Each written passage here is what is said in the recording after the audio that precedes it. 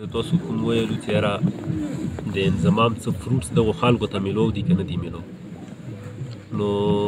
زه خو یم څه ډېر عاید درست عاید وخت به ولګي ټایم به واخلي خو د انضمام فایدې به دغو خلکو ته میلویږي. لکه زه به ډېر لاند مثال په دې حوالې سره یو دا تېر کړم چې دیمو په زمشده اضلاع کې اوس پر یوه یونیورسټۍ نه وه، یو بهترین کالج نه و، د تعلیمي ادارې زه خو یم د نشتون برابر وي. لکه صرف که په تعلیمي لیول هم وګورو که نه نو دا انضمام به دومره غاټ رول ولوبوي چې په خلکو کې به یو تعلیمي انقلاب راشي په دغه علاقې کې، بلکې په ټولو زمشده اضلاعو. زه خو یم څه خلک د انتظار وکړي، څه مجبورۍ به هم وي، څه داسې خبرې به هم وي چې هغه به وقتي وي، او څه به داسې هم وي چې هغه به لږ وخت خلي. خو که موږ لږ انتظار ورته وکړو او لږ ځګ ایدي فروټس ته انتظار وکړو، انشاءالله چې په تعلیمي لیول به یو لوی انقلاب راشي. دې نه علاوه مو دپاره د قومي سیاست څه کوم سوال ده، په هغه کې امن ده، پرمختګ ده، سوکالۍ ده او تعلیم ده. که موږ دا څلور مهمې نکتې راواخلو که نه، صرف همدا قومي سیاست دپاره موږ چې کومې اخذ شده زموږ دا شیان دي، همدا په دې فاټه چې کوم مرجر اضلاع دي بندي اپلای کړو، ټولو نه اول ورکې امن راواخلو. نو زه خو یم څه امن به د هر انسان بنیادي ضرورت وي، بلکې د موږ د دغو ضلعو دپاره ځکه ډېر ضرورت ده چې دا ډېرې زیاتې کړېدلې ضلعې دي، دا ډېرې دردېدلې ضلعې دي، دا ډېرې کړېدلې ضلعې دي، دوکې اپریشنې شوي دي، دا خلک کډوال شوه ده، کوڅو لوړ ده، مایګریټ شوه ده، دو اربنایزیشن شوه ده، یو قسم ته شهرکاري دغو خلکو وشوه، خپلو علاقو نه، خپلو وطنونو نه، خپلې خاورې نه وشو کول شو. نو که یو امن دغو خلکو ته میلو شي نو د دغو غرونو دومره ډېر وسایل دي، دومره ډېر وسایل چې دا خلک خپلې خاورې ته راشي، مشته شي، هغه وسایلو نه به دومره غټه فایده وي چاته کي،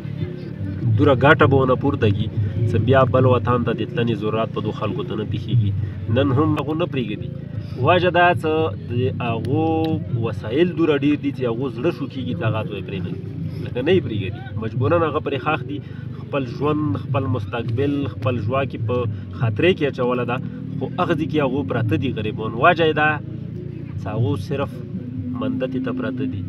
ځنغوزیو ته پراته دي، نور داسې مو کمي وسایل دي چې هغو مطلب دا چې ښه زبردست پریمان ژوند ورباندې کول شي، خوشحال ژوند ورباندې کول شي. وړې وړې خبرې دي خو د ژوند دپاره اهمې نکتې دي. نو زه ښه یم چې ایمو دومره ډېر کمي وسایل دي چې که موږ دغو خلکو ته امن میلو شي، او دا امن به صرف د قومي سیاست په حوالې سره ممکن کېدل شي، ځکه چې په امن کې د چا دلچسپۍ ده، صرف د دغو کم پرستو دلچسپۍ ده. نورو خلکو ورکې دوکاندارۍ جوړه کړې ده، نورو خلکو دوکاندارۍ ورباندې روانه ده، او د کم پرستو خلکو چې کوم ده دا موټو ده، دا ویژن ده، د سیاست مقصد یې هم دا چې موږ خپلو خلکو ته امن غواړو او خپلې خاورې ته امن غواړو.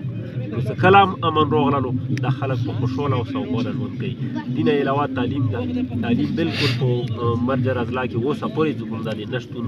په حصې کې راځي، په زمرې کې راځي، اوسه پورې داسې څه اقلیمي نشته، نه داسې څه سکولونه جوړ شوي، نه داسې څه کلیجونه جوړ شوي، نه ټیکنیکل کلیجونه شته، نه ووکیشنل کلیجونه شته، نه ورسره داسې څه یونیورسټۍ هم نشته. دا خلک ډېر لرې لرې وطنونو ته ځي او تعلیمونه کوي. که د تعلیم په مد کې څه اصلاحات وشولو د مرجر اضلاعو کې، دا خلکو ته به بیا بل طرف ته د تلنې ضرورت نه وي. همداسې پرمختګ ده، ترقۍ ده، پراګرس ده. زه ښه یم چې دا د هر قوم بنیادي ضرورت ده، زموږ پښتنو ته خو بیا ډېر ضرورت ده، ځکه چې موږ اوس داسې یو چې انفراسټرکچر وایز موږ کوم ده بالکل تباه شوي، زموږ کورونه، زموږ ابادۍ، زموږ میلې، زموږ روډونه، زموږ هسپتالونه، ایون زموږ سکولونه ړنګ دي، زموږ روډونو سره پلونه ړنګ دي، هر شی مړنګ روز پراته دي. که دغه پراګرس وشولو او مطلب دی دغو خلکو ته د خپل آبادکارۍ وشوه، دا وطن ورته آباد شو، دو ته به انشاءالله د یوه طرف ته د تلنې ضرورت نه وي. زه خو یم چې قومي سیاست که نورو ضلعو کې ډېر ضرورت ده، خو مرجر اضلاعو کې هغو ټولو نه زیات ضرورت ده، ځکه چې دا ډېر ځورېدلي دردېدلي خلک دي او قومي شعور ورته غواړو. الله دې وکړي چې قومي سیاست دغه ځای کې خپلې پنجې خاښېږي، خپل ځایونه جوړ کړي، خپل خلک پیدا کړي او د خلکو کې قومي شعور راشي، د خپل قومي خلک رویچات کړي، چوکۍ ته یې ورسوي، ذمه دارو ځایونو ته یې ورسوي. انشاءالله زه دا خلک په ډېر پوره امن او ډېر خوشحاله ژوند وکړي. ډېره مننه.